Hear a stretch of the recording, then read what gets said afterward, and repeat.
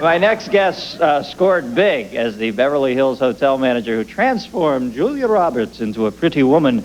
A terrific actor. Please welcome Hector Elizondo, folks. Hector.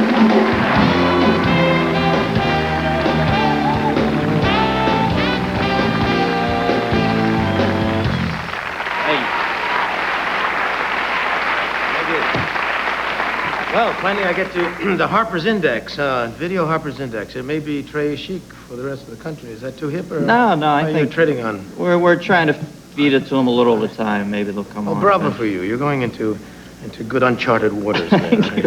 Hey, now, you were the key at the center of that movie, I believe, A Pretty Woman, because, it's kind of a fairy tale that could have went off into unbelievable land, but your character at the center of it was so sweet, I thought, that it really congealed it for me. Well, thank you very much. Of course, none of us knew that we had what turned out to be almost an idiom in America. Pretty woman. Everyone around the world knows what that means now.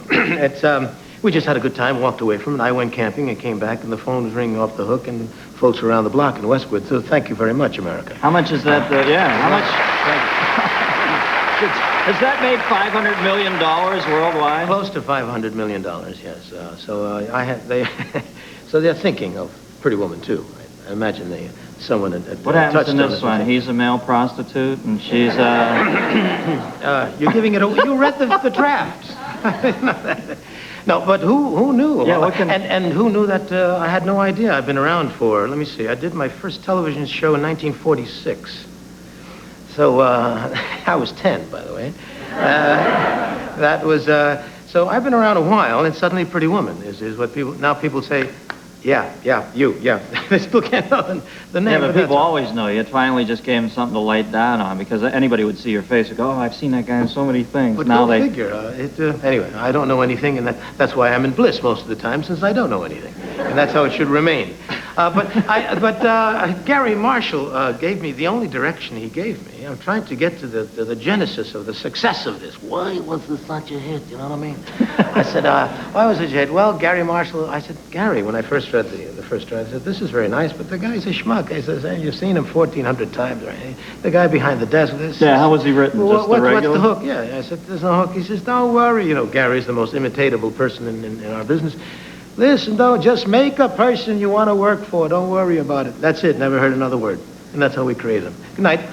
Well, I think the key to it is you gave him a great nobility. I thought he was a very... There was something rabbinical about the guy. Again, because, when he didn't know something, he just nodded and touched your shoulder or something. That works. I don't know. Now, you just got back from New York. How's your old neighborhood there? It's sinking fast, unfortunately. Yeah? New York's this is a subject I better not touch. New York is going through let's call it a metamorphosis, all right? It's hopefully an epiphany.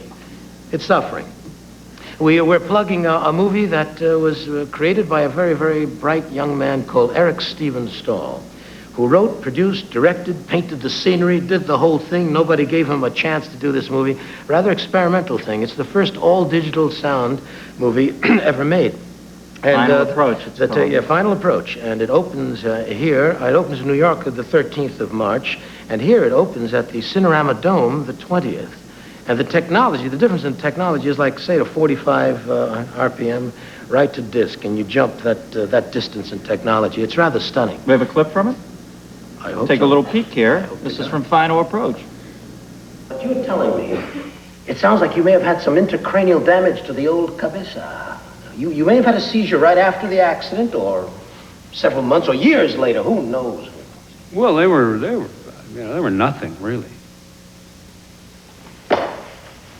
What do you consider nothing? Well, we're not talking about your normal garden variety falling on the floor, writhing around seizures here. You mean they weren't grand mal seizures? Well, I don't know what the technical term is.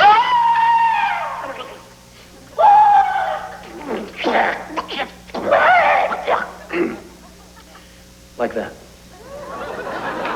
Wow. I thought it was...